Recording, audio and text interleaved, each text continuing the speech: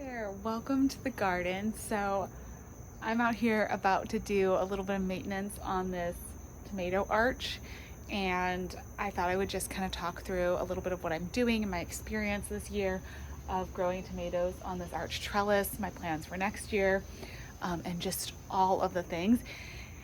I'm starting today by tying up some of the branches. As you can probably kind of see, they start to get a little bit wild up there. And I had tried weaving the branches around the trellis. Super easy when they were like growing up the side, but as you get toward the top, weaving them gets harder. And you can see I actually broke off one of the branches the other day trying to weave it onto the trellis. So tying them to the trellis is definitely in my book, the best way to go. A lot of different things that you can use to tie tomatoes to any kind of a trellis, any kind of trellis system that you're making. You'll see people getting the special clips. There's like little clips that you can use. There's little special ties, special wraps that are kind of stretchy.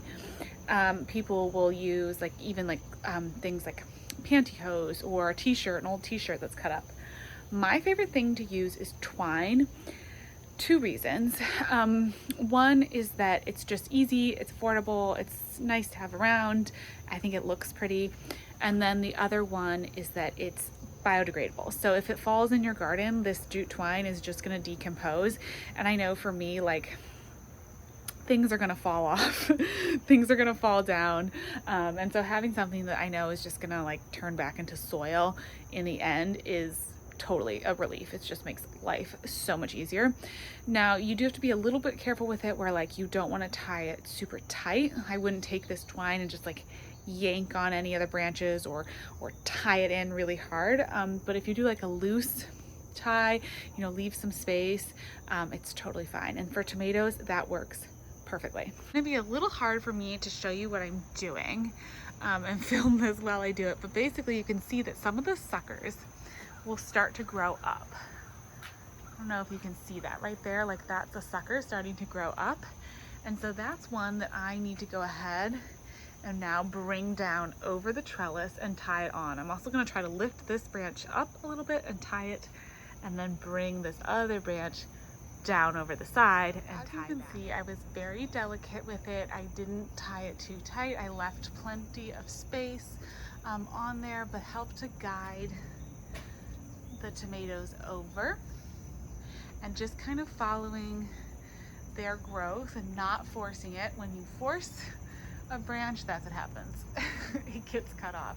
So don't force the branches, just kind of let them grow up, and then as they start to fall over, you just tie them on and that supports them. Really works super well, and it's really nice.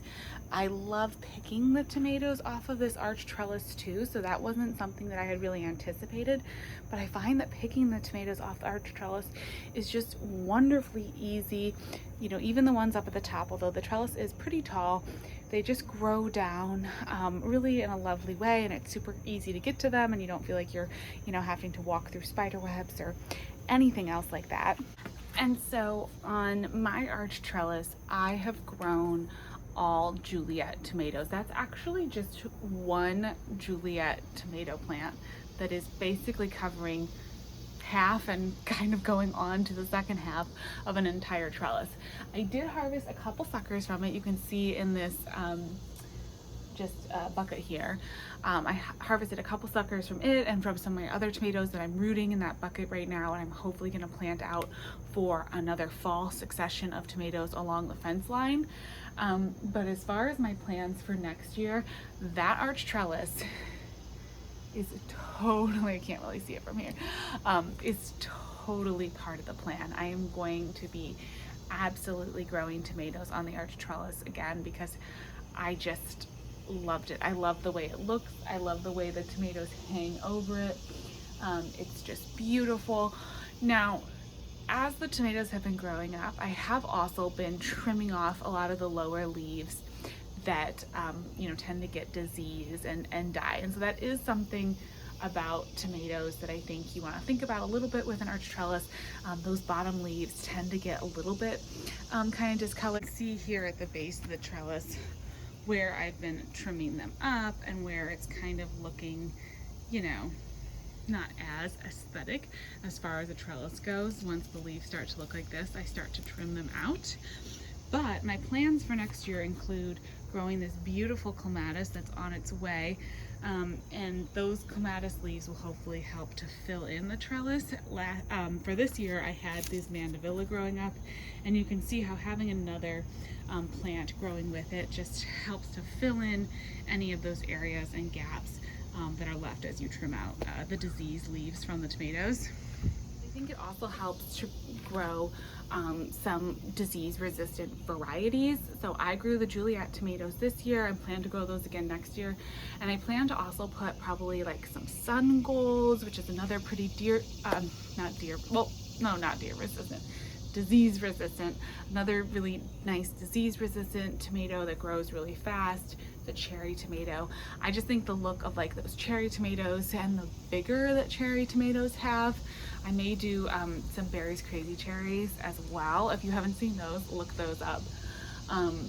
But just to have like the abundance of all the cherry tomatoes growing and ripening on that arch will be really nice. And the cherry tomatoes, like the Juliets and the sun golds, tend to just grow with such vigor as the plants themselves that they're gonna cover a trellis like that.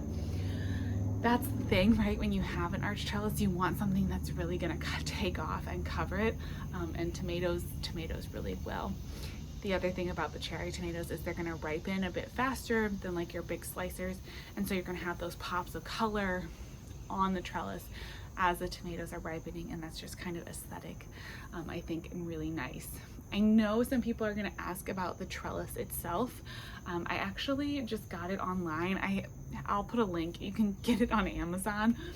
I would say it's not a super sturdy trellis. It definitely, like if you grew something really heavy, like a really heavy gourd or something on it, I think that would probably put too much stress on that trellis. Something like a cherry tomato like this does not seem to have been an issue for the trellis structure itself. So the trellis has been able to handle that kind of weight, and it's a super affordable trellis. I think it was like $30 or something like that. So if you're looking to get into trellises and you just want to like try something out, that's basically why I got it. I just wanted like something easy so I could see if I liked having a trellis there, something just that wasn't too much of an investment. And then it's been fun to play around with different things to grow on it. And I think growing tomatoes on arch trellises will be in my garden plans, I'm sure, for many years to come. It was a happy accident this year. I just popped the Juliet and thought, oh, it's an indeterminate tomato. It can just grow up the trellis. And then I have turned out to absolutely adore it. So such a fun one. I'm gonna poke around the garden now and kind of just check on things. And then I'll wrap this little video up. Here's a little update on all of my perennial seedlings. If you saw my video where I started a bunch of perennials for seed, this is gonna be a super fun experiment to try. I'm excited to try to grow these over the winter and then plant them out next year. This is my experiment to see if I can get a head start on them, but everything is growing really well and looking super nice. And this is just the season of flowers. Zinnias, all the things. We've got pollinators everywhere, the cone flowers. We've got the rudbeckias. Like, the garden right now is just full of flowers, and it's so fun. And corn coming up for the fall display, some pumpkins, lots of fun things happening. I am going to go ahead and wrap this video up here. Let me know if you grow on any arch trellises, what you like to grow on them, and why. I'd be so interested to hear. I hope you're having a wonderful day in your garden, and I'll talk to you in the next one. Bye-bye.